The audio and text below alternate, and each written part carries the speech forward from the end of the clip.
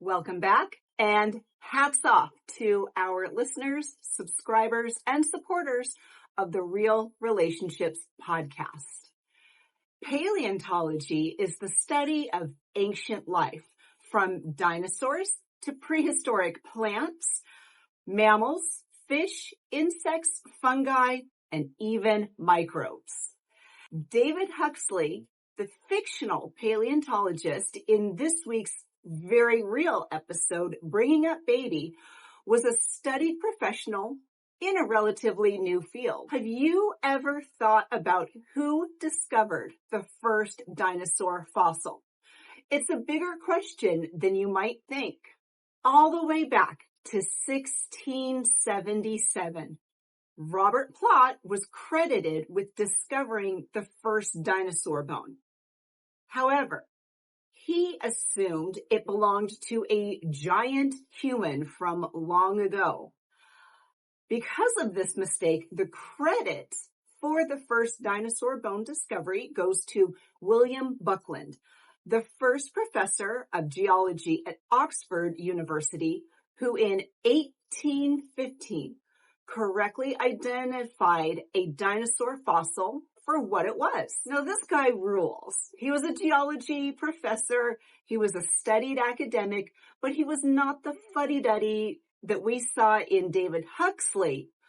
He was said to have a colorful personality, and often during class, students recounted that he paced up and down the lecture hall, holding a hyena's skull, thrusting it in students' faces and shouting, "What rules the world?"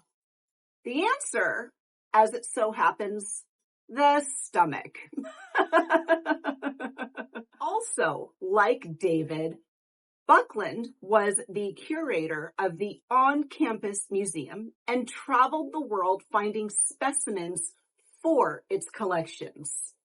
It was in these travels that he came across a key find in England, the bones of an animal that turned out to be the first dinosaur fossil find, thus making paleontology a new and exciting scientific field. By looking at the bones, teeth, jaw, and limbs of this creature, Buckland concluded that they must have been from some sort of extinct carnivorous lizard.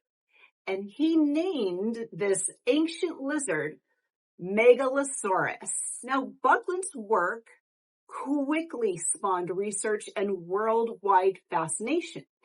In 1822, Marianne Mantell, who was married to geologist Gideon Mantell, discovered fossilized bones while on a walk in Sussex, England. Further examination found that they looked similar to an iguana skeleton, so the fossil reptile was aptly named Iguanodon.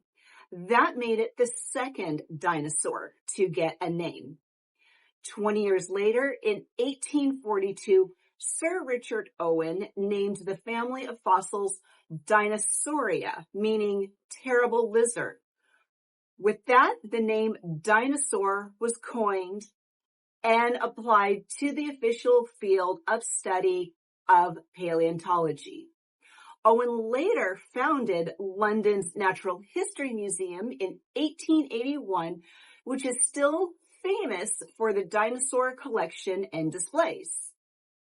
Now, since the 1800s, dinosaur fossils have been found on every continent of Earth, including Antarctica, with the greatest variety of species have been found high in the deserts and badlands of North America, China, and Argentina. Western North America has been one of the greatest sources of dinosaur fossil finds.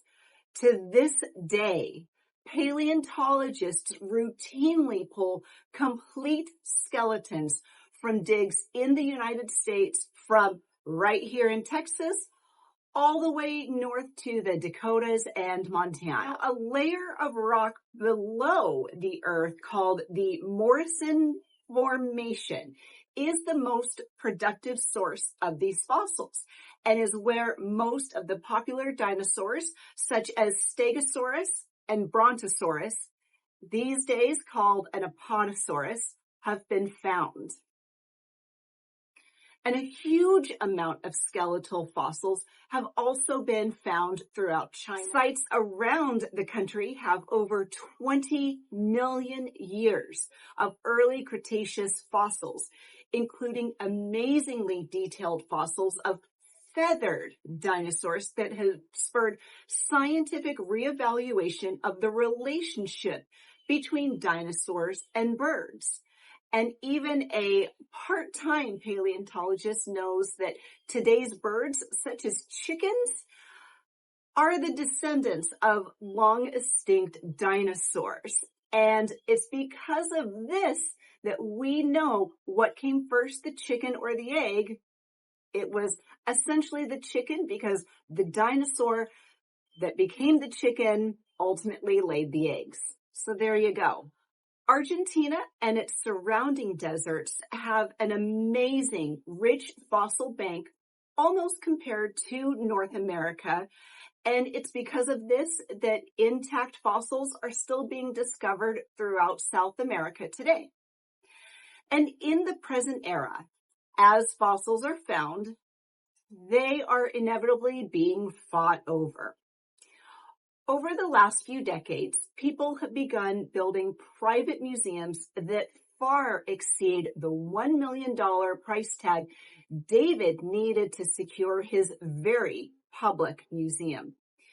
The long extinct, fearsome creatures that once roamed the earth are turning up in living rooms and corporate offices as wealthy collectors indulge in this controversial hobby.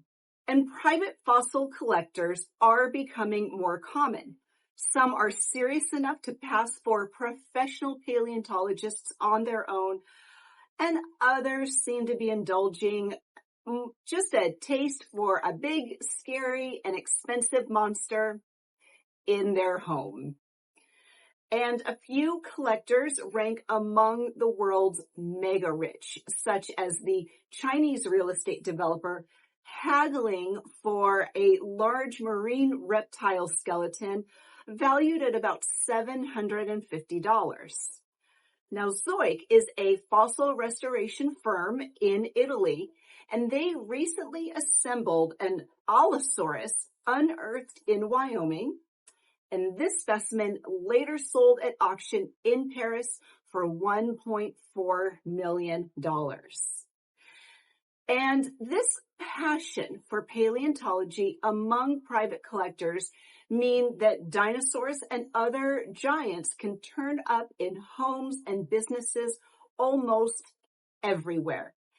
And because of the controversial nature of this hobby, collectors tend to be secretive about their private fossils because this commercialization has stirred up decades of furious controversy, dating back to at least the 1997 auction of the Tyrannosaurus Rex named Sue. So Sue ended up in Chicago's Field Museum, but the astonishing $8.4 million price tag induced a gold rush of sorts. And it also left many museum paleontologists fearful that they'd be priced out of a domain they'd long considered their own. What's surprising, though, is the extent to which private museums, commercial fossil hunters, and museum paleontologists now cooperate despite a war of words. And of course, the reason for this always comes down to money. Cash-strapped museums everywhere have cut research staff and budgets, whereas commercial collectors are digging much more than scientists. Kirk Johnson, the director of the Smithsonian Natural History Museum, says, quote, "We go for 3 weeks vacation.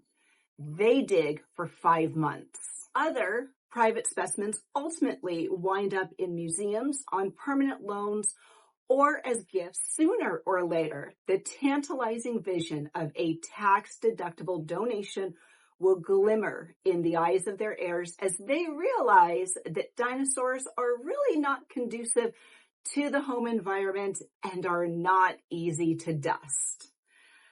For museums, hobbyists, and private collectors, there are still active dig sites around the world, giving people the opportunity to dig up a dinosaur bone of their very own. Should you participate in a dig, you might wonder one way to ensure you're digging up a Triceratops ankle and not driveway gravel.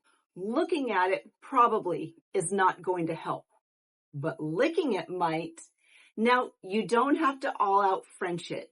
Just quickly dab the tip of your tongue to the specimen. If your tongue sticks ever so slightly to the fossil in question, there's a good chance it might be a fossil bone. If it doesn't, you just licked a dusty old rock, my friend. So go ahead and take a fossil hammer to the subscribe button so you never miss a thing. Summer is finally here, which means we're bringing you Summer 11 too, and we have all sorts of movies on deck to discuss those oh so special summer romances. We thank you to our listeners, our supporters, our viewers. Please tune in to the Real Relationships podcast. New episodes drop every Thursday on Apple, Spotify, or wherever you get your podcasts, along with this show that debuts every Thursday on YouTube. Thank you again. Stay safe, and we will see you soon.